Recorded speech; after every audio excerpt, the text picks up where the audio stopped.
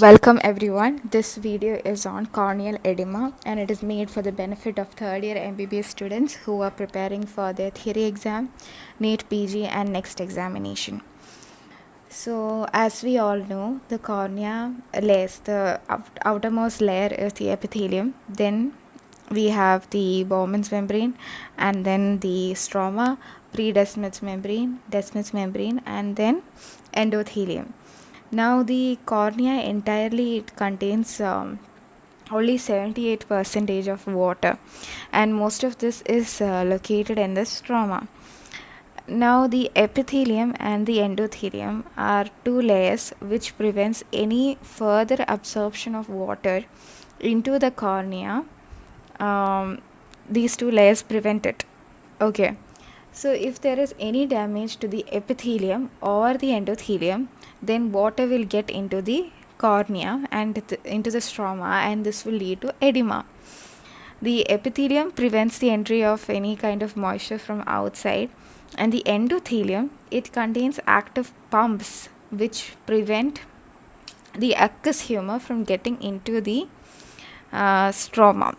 So if there is any damage to the endothelium, the aqueous humor will go in and it will cause edema.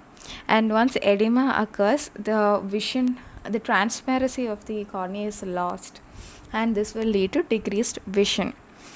Now moving on, the causes of corneal edema: raised intraocular pressure, then endothelial damage. How can endothelial damage occur? It can occur due to trauma. By penetrating injuries or contusion injuries or surgical trauma during intraocular surgeries. Then corneal dystrophies like Fuchs dystrophy can lead to endothelial damage. We did see, I don't know if you remember, in herpes simplex keratitis, in disciform keratitis there is endothelial damage, and that is why we see that disc-shaped edema is formed. Anyway, then it can also occur secondary to inflammation, like in corneal graft rejection or in endophthalmitis, there can be endothelial damage that is secondary to inflammation. Then epithelial damages, mechanical injuries from outside, chemical burns, radiation injuries, thermal injuries, inflammation and infections. All of these can cause epithelial damage and can lead to edema. Then clinical features: stromal haze with reduced vision. Chronic endothelial failure can lead to permanent edema with epithelial vesicles and bullae formation, and this bullae and vesicle, they can rupture, and once they rupture there is loss of vision, pain, discomfort and photophobia. Next, treatment. So in corneal edema, what we can do is that we can treat the cause first, then we can take measures to dehydrate the cornea. We can give hypertonic agents like 5% sodium chloride or anhydrous glycerin.